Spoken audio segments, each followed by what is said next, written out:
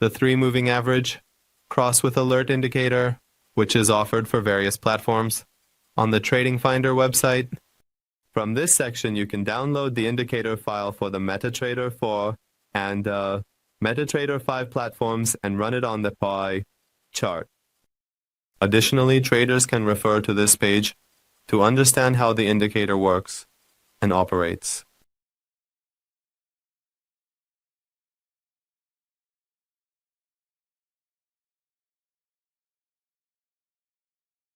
From the Navigator section, we select the indicator file, and by browsing the file, we run the indicator on the chart. Just make sure to enable the Allow DLL Imports option from the Common section, and then click the Confirm button. Once the indicator is placed on the chart, 3 moving averages are displayed on the chart. The 3 moving average CrossFit alert multi-time frame indicator is a practical and suitable tool for identifying bullish trends and bearish trends in the market. Additionally, if any of the moving averages cross each other, signals and markers are displayed on the chart. In the Settings section, under the Input tab, there are options available for us.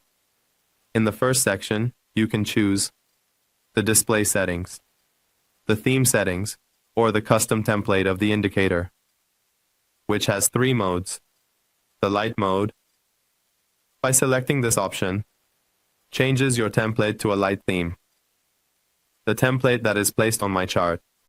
By selecting the dark option, a dark template is applied to the chart, and by choosing the custom option, it retains your personalized template and only applies the indicator to the chart. In the next section, you can change the indicator settings. In this section, you can select the time frame, settings for calculating the moving average, which is set to default and current mode. By choosing the current option, the moving average is calculated based on your current time frame and displayed on the chart. If needed, to change the time frame of the moving average, you can select this section and choose your desired time frame based on your strategy. You can view time frames ranging from 1 minute to monthly in this section. In the next section, you can change the settings for the 3 moving averages, where each setting has 4 modes for the moving average. In the first mode, you can change the period settings of the moving average. In the next section, you can select the shift period settings of the moving average. In the following section, you can change the method settings of the moving average to your desired settings, and finally, you can choose the calculation type settings of the moving average in the last section. In the first section, you can see the settings for the fast moving average period, which is set to 10 by default. In the next section, you can change the shift period settings of the fast moving average. The more you change this value to a positive number, the more the fast moving average moves to the right, and the more you change it to a negative number, the more it moves to the left. In the next section, you can select the method for the fast moving average, which includes 4 modes: simple, exponential, smooth, and linear weighted. By default, it is set to exponential. In the following section, you can choose how the moving average price is calculated, which is set to close price by default. Here you can select options such as the closing price, opening price, highest price, lowest price, and other options. In the next section, you can also change the settings for the medium moving average period, adjust the shift period for the medium moving average, set the method for the medium moving average, and finally, adjust the type of price calculation for the medium moving average. And in the last section, you can adjust the settings for the slow moving average period, the shift for the slow moving average, the method for the slow moving average, and finally, the type of price calculation for the slow moving average. In the next section, you can enable or disable the display of the moving average. In the next section, you can enable or disable the alert sending feature, which is disabled by default. If this option is disabled, the subsequent alert sections will also not be functional. If you enable this option, you can implement changes to various statuses. In the first section, you can enable or disable the alert sending as a message, enable or disable the sound alert sending, and enable or disable the email alert sending. Just make sure to note that for sending alerts via email, you need to configure the email settings in this section.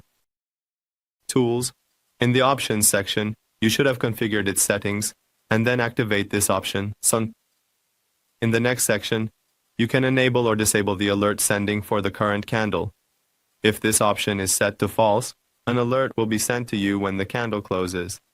If you set this option to true, an alert will be sent to you while the candle is still open and current.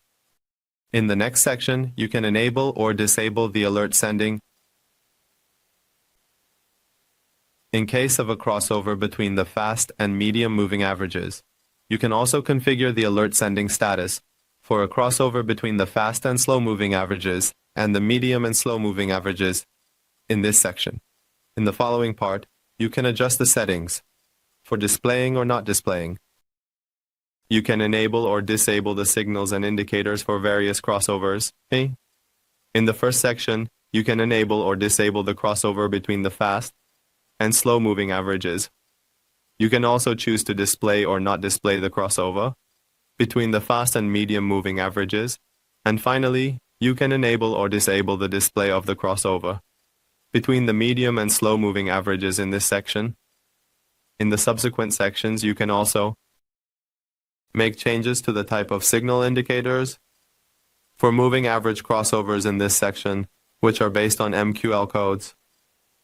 By modifying these codes, the signal indicators will also change for you. Here, the fast and slow indicators. The fast and slow cross indicators below. The signal indicator for the cross above for a fast and medium moving average. The signal indicator below the cross for a fast and medium moving average.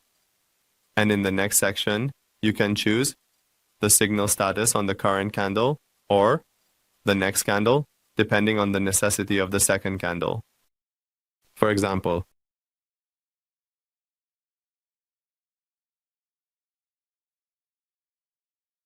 here the moving average series has crossed the slow moving average in this section, and we see that a signal has been sent to us on the second candle.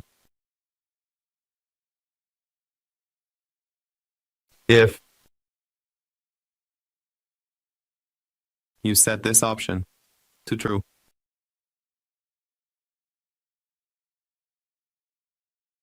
the signal will be displayed for you on the cross candle.